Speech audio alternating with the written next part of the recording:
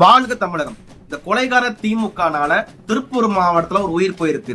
திருப்பூர் மாவட்டம் குண்டடம்பாக்கத்துல செல்வநாதன் எனக்கூடிய நபர் அதிமுக ஒன்றிய ஐடி விங்ஸ்லராக இருந்துட்டு இருக்காரு.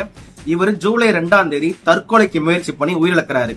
இவரோட தற்கொலைக்கு 3 நபர்கள் காரணம்னு ஆடியோ பதிவு பண்ணிட்டு தான் தற்கொலை முயற்சி பண்றாரு.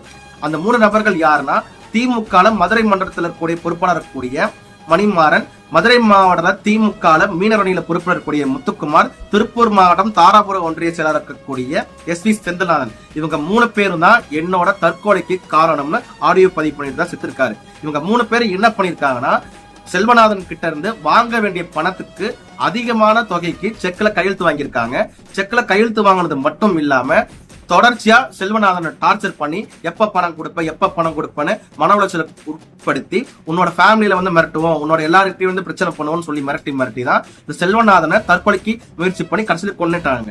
இப்ப செல்வநாதன் சாகிறதுக்கு முன்னாடி ஒரு ஆடியோ பதிவு பண்ணிட்டு செத்துருக்காரு. 28 வயசுல ஒருத்தங்க தற்கொலை பண்றாங்க, அதுவும் சாகிறதுக்கு முன்னாடி ஆடியோ பதிவு பண்றதா மிக கொடுமையான விஷயம். உங்க வீட்டுல ஒரு பையனுக்கு அப்படி நடந்துச்சுன்னா நீங்க சும்மா இருப்பீங்களா?